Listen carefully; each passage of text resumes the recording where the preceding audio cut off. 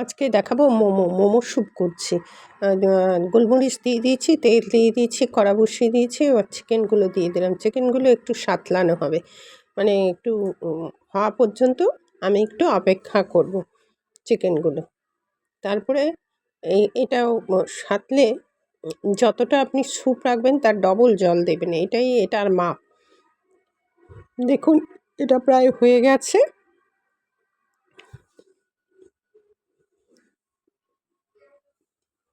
এবার আমি জলটা দিয়ে দিলাম। আপনি স্যুপ যতটা রাখবেন তার ডবল জল দেবেন। এটাই হচ্ছে এই স্যুপের নিয়ম। আর মোমো স্যুপ আর এমনি যে চিকেন স্যুপ খাই, দুটো ডিফারেন্স, একটু আলাদা।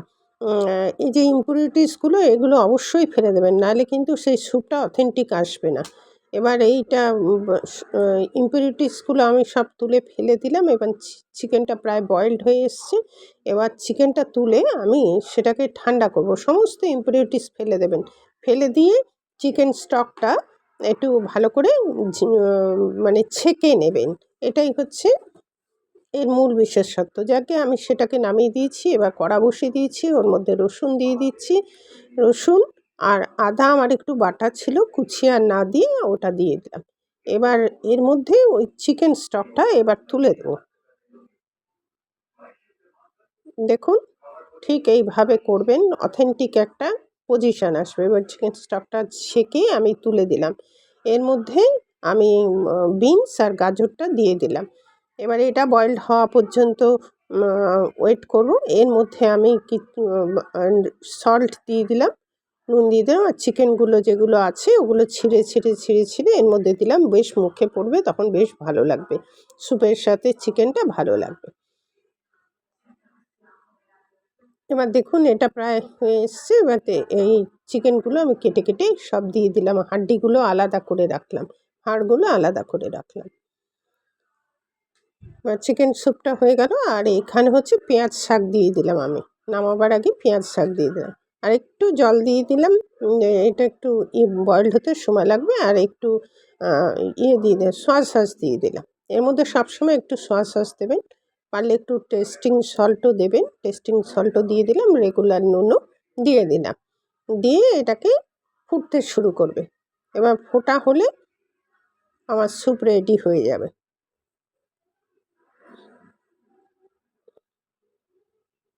দেখুন প্রায় ফুটে এসছে, ফুট ধরেছে। হ্যাঁ, ফুট ধরেছে। বাই দ্য ওয়ে, আমি নূপুর, আপনারা দেখছেন smile with Nupur and Tania.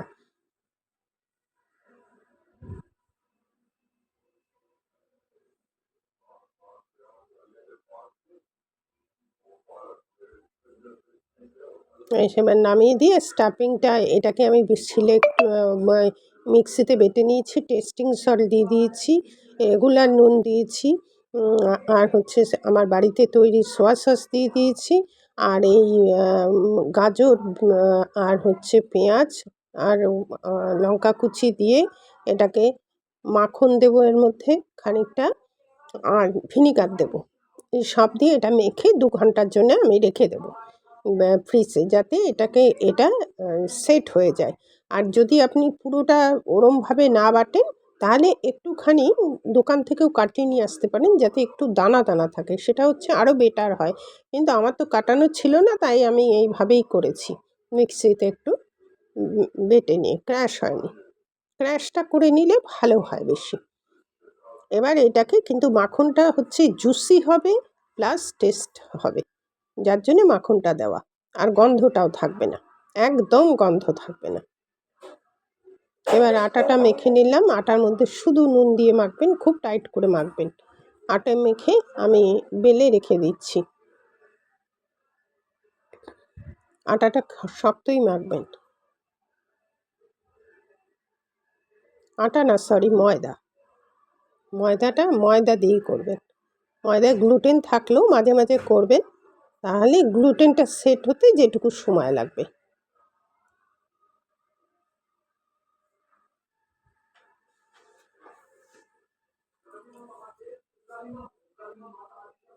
ব্যাস, এটা মাখা হয়ে গেল।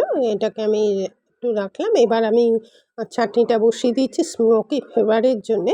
আমি এই টমেটোগুলোকে এইভাবে দিয়ে দিয়েছি, একটু তেল দিয়ে টমেটোগুলো দিয়েছি, এটা তেল ছাড়াই করেছি।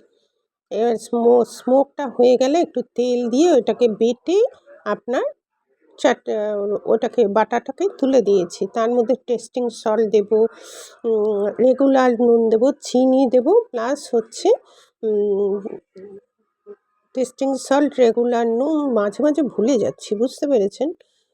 সমস্ত দিয়ে এগুলো আমি এটাকে নাড়িয়ে ঘন করে নেব। চিনিটা অবশ্যই দেবেন ওর মধ্যে টেস্ট ব্যালেন্স করার জন্যে। লঙ্কা পোড়াটা আছে তো, ওই জন্য আমি বেশি ঝাল করিনি। যাই হোক, এটা তো প্রায় হয়ে এসছে। এবার এটাকে নামিয়ে নেব। এটাকে এবার হয়ে গেছে, প্রায় হয়ে এসছে দেখুন। বাড়িতে করে খাবেন, ভীষণ সুস্বাদু হয়, ভীষণ, আর মন খুলে খেতে পারবেন। কারণ কেনা তো এত বড় বড়ও হয় না, ছোট ছোট হয়, আর মন খুলে খাওয়া যায় না। এবার এইটা আমি ইন বিটুইন দ্য পিরিয়ড লুচিটা বেলে রেখেছিলাম, তার মধ্যে ফিলিংটা ভরে দিচ্ছি। ফিলিংটা একটু কম কম দেবেন। দিয়ে ফিলিংটা কীভাবে মুড়বেন এই তো এখানে দেখিয়ে দিচ্ছি, বা আপনি আপনার ইচ্ছা মতো মুড়তে পারেন। বিভিন্ন রকম মোড়া আছে, সেটা ইচ্ছা মতো মুড়তে পারেন। এই যে মুড়ে ফেলেছি দেখুন, এইভাবে মুড়ে মুড়ে আপনি মানে সুন্দর করে একটা করবেন। কারণ আমার 2 ঘন্টা হয়ে গেছে, এটা সেট হয়ে গেছে। আমি বের করে নিয়ে এটাকে আপনার মোমোর মধ্যে মানে ভরে দিচ্ছি। দেখুন এইভাবে আপনি ভরে দেবেন মোমোটা, অত্যন্ত ভালো হবে। বাইরের দোকানের চাইতে এটা খেয়ে দেখবেন একবার, আমার অনুরোধ রইল। এটা অবশ্যই করবেন বাড়িতে। হয়তো একটু কষ্ট হবে করতে, কিন্তু আপনি মন খুলে খেতে পারবেন। আর এইগুলো করেও আপনি রেখে দিতে পারবেন বক্সে।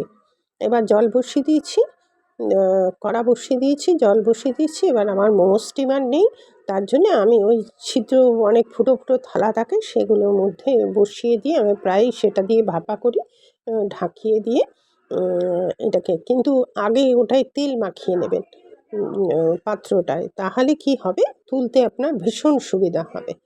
এইভাবে আমি সব মোমোগুলোই প্রায় কমপ্লিট করে ফেলছি। দেখুন কিভাবে করি।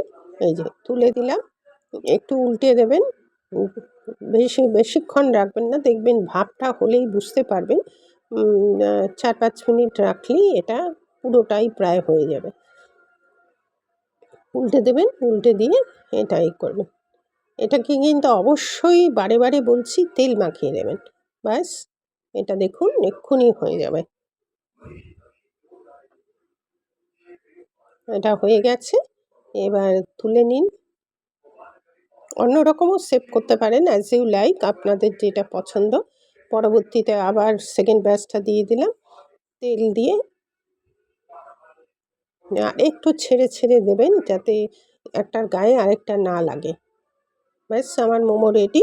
এতক্ষণ আমার সাথে থাকার জন্য আপনাদের অশেষ ধন্যবাদ। মোমো খাবেন আর আনন্দে মেতে উঠবেন, এটাই।